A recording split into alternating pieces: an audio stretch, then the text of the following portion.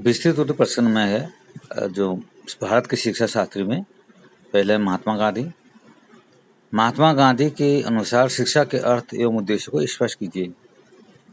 तो यह हम देखेंगे भारतीय शिक्षा के आधुनिक विकास एवं विस्तार के क्षेत्र में गांधी जी का प्रयास एवं योगदान अद्वितीय रहा है।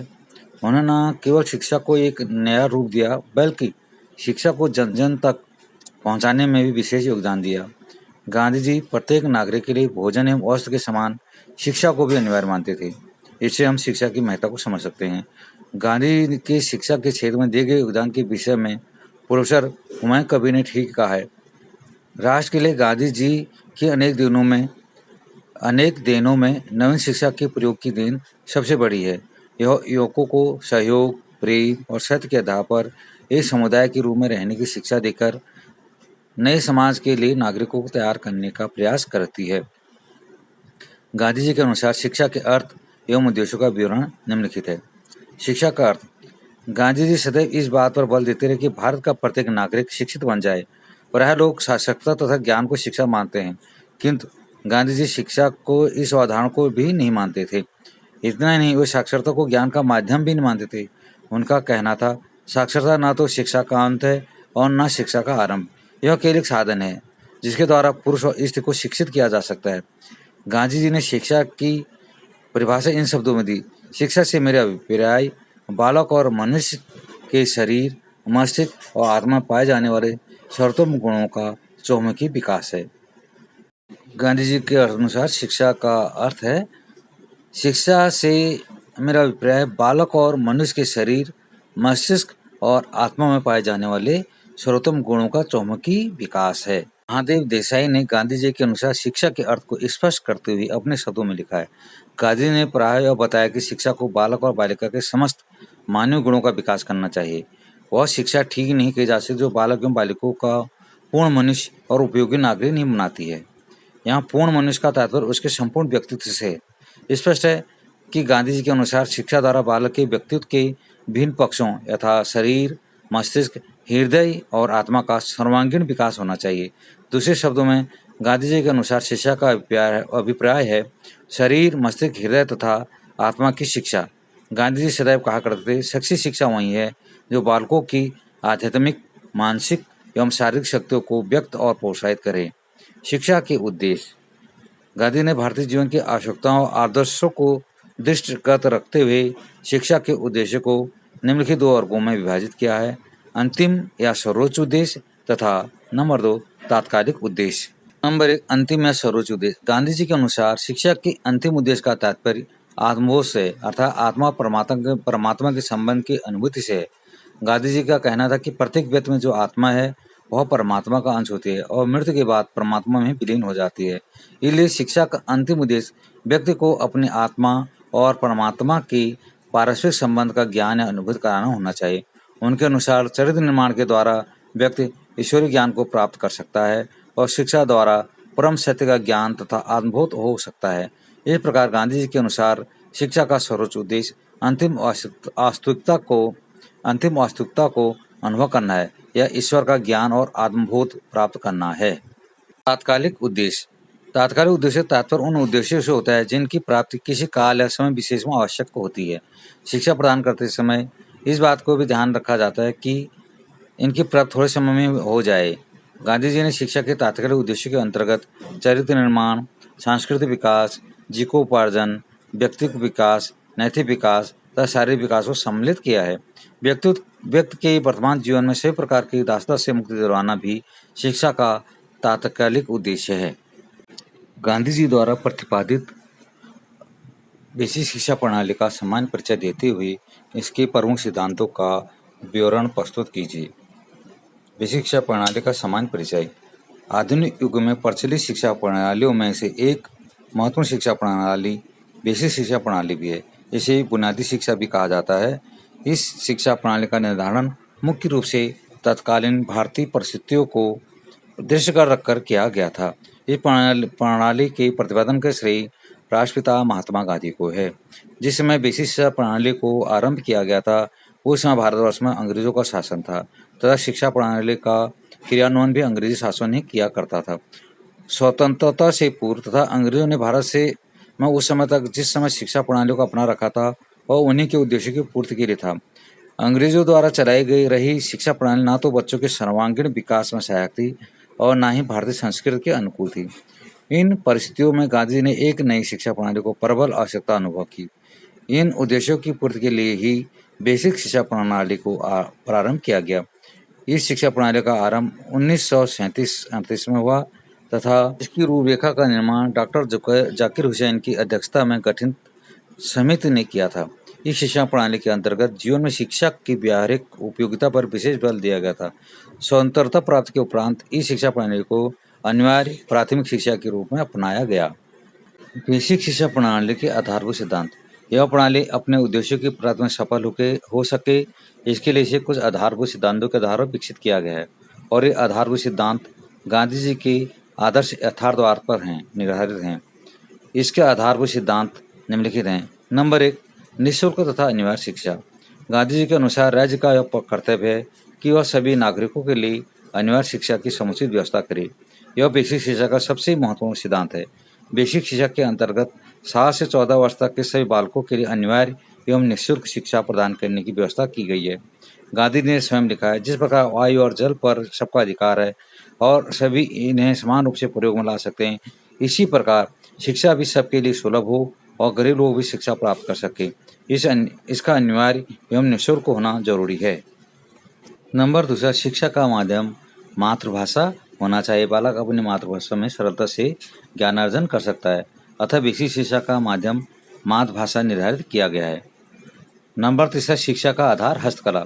बेसिक शिक्षा के सभी विषय स्थानीय हस्तकला को केंद्र बनाकर पढ़ाए जाते हैं। बालक अधिकांश समय हस्तकार्य ही करते हैं, पर पहले हस्तकला के अंतर्गत केवल कताई बुनाई तथा इन कलाएं सम्मिलित थी। बाद में इसमें जीवनोपयोगी सभी कार्यों को सम्मिलित कर लिया गया और अब बालक को स्थानीय आवश्यकता के अनुसार स्थानीय कलाओं की शिक्षा दी जाने लगी। अर्थात जिस स्थान पर जिस कला की मांग होती है वहाँ विद्यालयों में बालकों को वही कला सिखाई जाती है, जैसे गृह विज्ञान, कृषि, मिट्टी के बर्तन बनाना, लकड़ी का काम, चमड़ा, धातु का काम, कागज से विभिन्न वस्तुएं बनाना आदि। गांधी जी ने कहा था, एक व्यवसाय अथवा अनेक व्यवसाय बालक या बालिका के सर्वांगीण विकास के लिए सर्वोत्तम साधन है और इसलिए जहाँ तक संभव हो सके पाठ्यक्रम व्यावसायिक प्रशिक्षण से जुड़ा होना चाहिए, जो एक आज के समय में देखते हैं अत्यंत आवश्यक है। इससे बेरोजगारी पर भी रोक लगती है। बेसिक शिक्षा को व्यावहारिक जीवन से संबंध करना। बेसिक शिक्षा के आधारभूत सिद्धांत यह है कि शिक्षा को व्यावहारिक जीवन से संबंध होना चाहिए। यह बालकों या शिक्षार्थियों के संपूर्ण विकास से संबंधित है ताकि वे कला और उद्योग में दक्ष हो सके तथा अपनी सभी क्षमताओं का विकास करके अपने उत्तरदायित्व का निर्वहन कर सके। 5वां, शिक्षा तत्व द्वारा स्वावलंबन तथा आत्मनिर्भरता का विकास। बेसिक शिक्षा का 5वां सिद्धांत स्वावलंबन है। गांधी ने देखा कि भारत बहुत गरीब देश है, यहाँ तक कि बेसिक शिक्षा को अनिवार्य घोषित कर देने पर भी बहुत से अभिभावक गरीबी के कारण अनिवार्य बेसिक शिक्षा भी अपने बच्चों को दिलाने में असमर्थ हैं। इसलिए उन्होंने शिक्षा का स्वरूप इस प्रकार निर्धारित किया कि विद्यालय अपना और अपने अध्यापकों के वेतन का खर्च स्वयं उठा ले। उन्हें शिक्षा का माध्यम हस्तकला को निर्धारित किया। इसमें एक ओर तो विद्यालय में बनी हुई वस्तुओं को बेचकर विद्यालय का खर्चा चलाने में सहायता मिलती है, तथा दूसरी ओर जब बालक समझ जाते हैं कि उन्हें अधिक से अधिक परिश्रम करके वस्तुएं बनानी है और अपनी शिक्षा का व्यवहार स्वयं उठाना है, तो उन्हें परिश्रम करने और आत्मनिर्भरता के गुण उत्पन्न हो जाते हैं। ये गुण ही देश के कल्याण के लिए आवश्यक होते हैं। गांधी जी ने लिखा है, यदि मनुष्य की प्रगति का आधार धन है तो निश्चय ही मैं कहूँगा कि स्वावलंबी शिक्षा की व्यवस्था हो।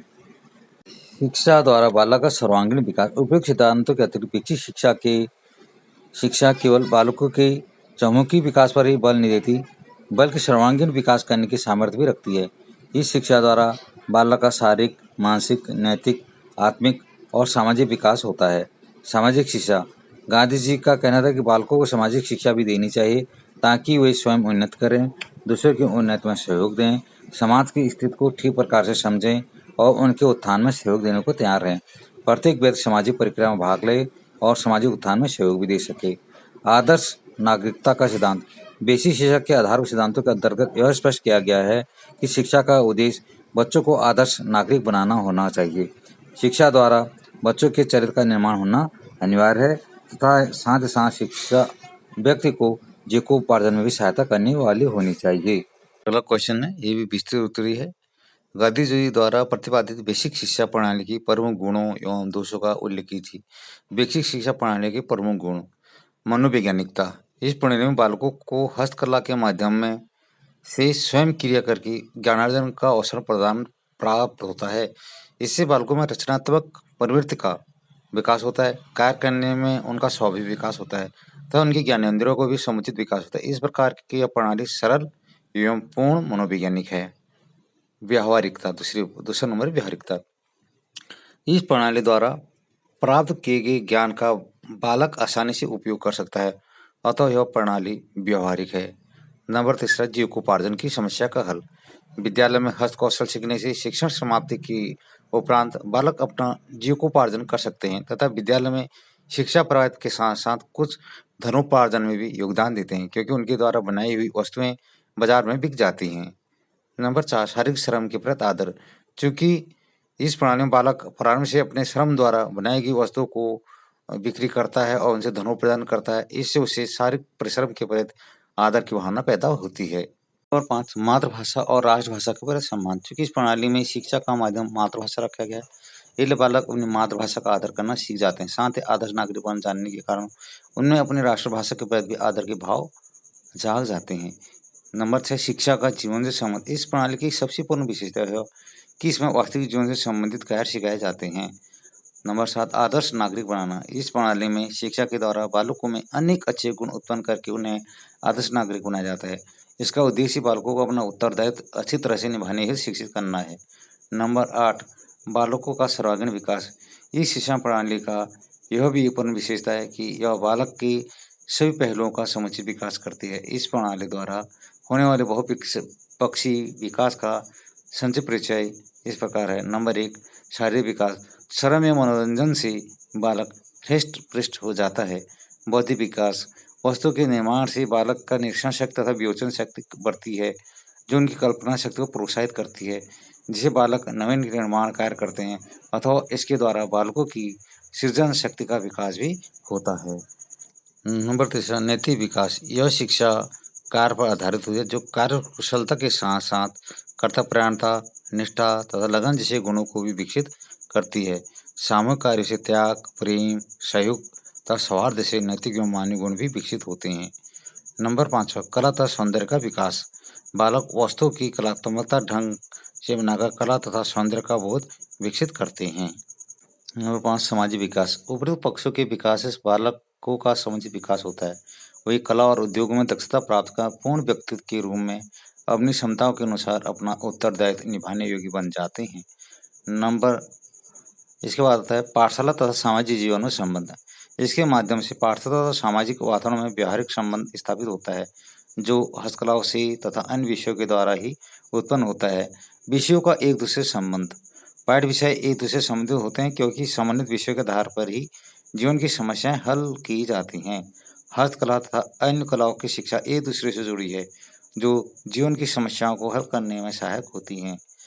11, सामाजिक गुणों का विकास। इस प्रणाली में सहयोग, सामूहिक कार्य, उत्तरदायित्व, सहिष्णुता, सहानुभूति तथा आत्मसंयम आदि गुण विकसित होते हैं।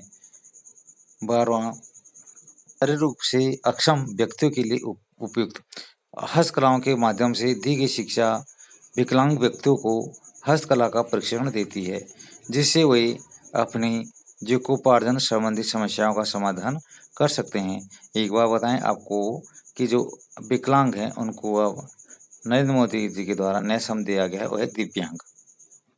अभी तक हमने बेसिक शिक्षा प्रणाली के गुणों का विवेचन किया। आप देखते हैं बेसिक शिक्षा प्रणाली के प्रमुख दोष क्या थे। नंबर 1, इस प्रणाली में विद्यालय के स्वावलंबन पर इतना बल दिया गया है कि कभी कभी ज्ञानार्जन का उद्देश्य गौण और धनोपार्जन का उद्देश्य प्रमुख हो जाता है और शिक्षक तथा विद्यार्थियों के संबंध कट हो जाते हैं। नंबर 2, इससे बालकों को वार्तालाप का अधिक समय नहीं मिलता, इसलिए उनमें तर्क या विवेचन शक्ति का विकास नहीं हो पाता। नंबर 3, विषयों के अध्ययन का समय वैधानिक और मनोवैज्ञानिक है। लगातार एक ही विषय हस्तकला को 3 घंटे तक बालक रुचि के साथ नहीं सीख सकता है। नंबर 4, इसमें बालक के भावात्मक पक्ष के विकास की ओर ध्यान नहीं दिया गया है। ये बहुत मेन कमी है। और नंबर 5, इस प्रणाली में प्रत्येक विषय हस्तकला से संबंधित करके पढ़ना होता है, चाहे वह हस्तकला से संबंधित हो या ना हो। इस प्रकार से विषय को हस्तकला से संबंधित करना गलत एवं अस्वाभाविक है। जैसे गणित है या विज्ञान है, उसको हम हस्तकला से संबंधित करना जरा कठिन हो जाता है। इस प्रणाली में बच्चों द्वारा बनाई हुई वस्तु को बेचकर ही शिशु का वेतन एवं स्कूल के अन्य व्यय निकालने का प्रावधान रखा गया है, अथवा बालकों पर कभी-कभी कार्य का अत्यधिक भार लाद दिया जाता है, जिससे बालकों में काम के ऊपर अरुचि उत्पन्न हो जाती है। नंबर 7, इस प्रणाली में 7 वर्ष से छोटे और 14 वर्ष से बड़े बालकों के लिए शिक्षा की कोई व्यवस्था नहीं है। इस कारण बालक के पहले 6 वर्ष व्यर्थ चले जाते थे, 14 वर्ष की आयु के बाद बेसिक स्कूल में शिशु की कला को आगे सीखने की कोई व्यवस्था नहीं है। नंबर, इसमें बच्चे कच्चे माल की बहुत बर्बादी होती है, अथवा ये प्रणाली काफ़ी खर्चीली भी है। 9वां, अनेक बार ऐसा भी होता है कि बच्चों द्वारा निर्मित वस्तुएं बाजार में कारीगरों की वस्तुओं का मुकाबला नहीं कर पाती और बिक भी नहीं पाती। इससे भी यह प्रणाली महंगी बैठती है। आधुनिक जीवन परिस्थितियों में प्रणाली प्रायः निरर्थक ही है। स्वतंत्रता की पूर्व तो यह प्रासंगिक थी, किंतु अब जबकि जीवन एवं आर्थिक व्यवस्था नितांत परिवर्तित हो गई है, तब इसकी प्रासंगिकता उचित प्रतीत नहीं होती है। जैसे आज भारत चौथी पांचवी अर्थव्यवस्था के रूप में विकसित है, तो इस समय भारत अपने जो शिक्षकों का खर्च आदि स्वयं उठा सकता है। बच्चों के सामान बेचकर, इतनी आवश्यकता नहीं कि बच्चों को से सामान बेच के शिक्षकों का वेतन निकाला जाए। अब क्वेश्चन आंसर है लघु उत्तरी। गांधी जी के अनुसार शिक्षा के पाठ्यक्रम का विवरण प्रस्तुत कीजिए। गांधी जी ऐसी शिक्षा दीदी के पक्ष में थे जो बालकों के बौद्धिक विकास के साथ साथ उन्हें परिस्थिति से अनुकूल करके योग्य बनाया। ऐसी शिक्षा कोई निरर्थक बताती थी जिसका बालक अपने जीवन में उपयोग न कर सके। उनका कहना था कि वह शिक्षा बेकार है जो व्यक्ति और समाज की आवश्यकता पूरी नहीं करती है, अथवा राष्ट्रीय शिक्षा योजना का कार्यक्रम बनाते समय उन्हें बालकों की आवश्यकता का सिद्धांत, उपयोगिता का सिद्धांत, सहसंबंध का सिद्धांत तथा भिन्नता तथा रुचि के सिद्धांत का ध्यान रखा। उन्हें शिक्षा को का निम्नलिखित पाठ्यक्रम निर्धारित किया, ये उस समय के हिसाब से, ठीक है। नंबर 1, हस्त कौशल, कृषि, बागवानी, मिट्टी का कार्य, लकड़ी की वस्तुएं बनाना, शिल्प, चमड़ी, धातु का कार्य आदि। नंबर 2, भाषाएं, मातृभाषा, प्राकृतिक भाषा और राष्ट्रभाषा। नंबर 3, गणित, अंकगणित, बीजगणित, रेखागणित, नापजोख, सामान्य विषय, इतिहास, भूगोल, नागरिक शास्त्र आदि। सामान्य विज्ञान, विभिन्न वैज्ञानिक विषय, स्वास्थ्य विज्ञान तथा गृह विज्ञान, कला, चित्रण, पेंटिंग, संगीत आदि। शारीरिक शिक्षा, व्यायाम, ड्रिल, खेलकूद आदि। चारित्रिक शिक्षा, नैतिक शिक्षा, समाज सेवा आदि। विभिन्न स्तरों पर यह पाठ्यक्रम घटा बढ़ाकर स्वीकृत करना चाहिए। गांधी जी द्वारा सुझाई गई शिक्षण विधियों का सामान्य परिचय दीजिए। 2009 में पूछा है। तो गांधी जी के द्वारा प्रमुख शिक्षण विधियां निम्नलिखित सुझाई गई। नंबर 1, सहसंबंध विधि। उन्हें विभिन्न विषयों में परस्पर सहसंबंध स्थापित करके तक किसी हस्त कौशल को माध्यम बनाकर शिक्षा देने की विधि की सबसे अच्छा बताया है। इसी के माध्यम से सभी विषयों का ज्ञान दिया जाना चाहिए। बेसिक शिक्षा में हस्त कौशल तथा सहसंबंध को भी आधार बनाया जाना चाहिए। क्रियाविधि, गांधी जी केवल पुस्तक ज्ञान देने का वही अच्छा नहीं मानते थे, वही प्रयोगात्मक तथा रचनात्मक कार्यों के द्वारा बालक के ज्ञानार्जन करने में विश्वास करते थे। अनुकरण विधि, उन्हें शिक्षा के क्षेत्र में अनुकरण विधि को भी स्थान दिया, क्योंकि बालक अपने अभिभावकों, अध्यापक तथा महापुरुषों के आदर्श व्यवहार एवं आचरण का अनुकरण करते हैं। स्वाध्याय विधि, उनका कहना था कि विद्यालय में पढ़ाए गए विषय और कार्यों का घर पर चिंतन मनन अवश्य करना चाहिए, तभी ज्ञान स्थायी और उपयोगी सिद्ध होगा। ये बहुत जरूरी है कि जो एक बार आपने पढ़ लिया उसका फिर चिंतन और मनन करना आवश्यक होता है। 5वां, मौखिक विधि, नए विषयों तथा बातों को ज्ञान देने के लिए गांधी जी ने मौखिक विधि को प्रयोग की आवश्यक बताया। इसके अंतर्गत प्रश्नोत्तर विधि, व्याख्यान, कहानी, वाद विवाद तथा तर्क संगत तर्क वितर्क सम्मिलित हैं। इन विधियों के अतिरिक्त गांधी जी ने बेसिक शिक्षा योजना में प्रयोग द्वारा सीखने की विधि को भी महत्वपूर्ण माना है। यानी आप कोई प्रयोग करेंगे उसके द्वारा ही साथ साथ सीखेंगे, यानी करके सीखना। शिक्षा के विभिन्न रूपों के विषय में गांधी जी के विचारों का उल्लेख कीजिए। शिक्षा के विभिन्न रूपों के विषय में गांधी जी के विचार, गांधी जी ने शिक्षा के विभिन्न रूपों के विषय में अपने मौलिक विचार प्रस्तुत किए। उनके अनुसार शिक्षा के निम्नलिखित रूप होने चाहिए। जन शिक्षा, यानी प्रत्येक व्यक्ति को शिक्षा मिलनी चाहिए। नंबर 2, प्रौढ़ शिक्षा। नंबर 3, स्त्री शिक्षा। गांधी जी स्त्री शिक्षा के प्रबल समर्थक थे। उनके अनुसार स्त्री शिक्षा में गृह विज्ञान, शिल्प कला, कौशल, बाल पोषण, नैतिकता आदि विषयों को विशेष स्थान देना चाहिए। सह शिक्षा, गांधी जी ने कहा कि 8 वर्ष की आयु के प्रारंभ से अनिवार्य रूप से सह शिक्षा ही रहनी चाहिए। इसके उपरांत सुविधा उपलब्ध होने का तथा अच्छा होने पर 16 वर्ष की आयु तक भी सहज शिक्षा प्रदान की जा सकती है। धार्मिक शिक्षा, गांधी जी शिक्षा में धर्म की शिक्षा के समावेश के पक्षधर थे। राष्ट्रीय शिक्षा,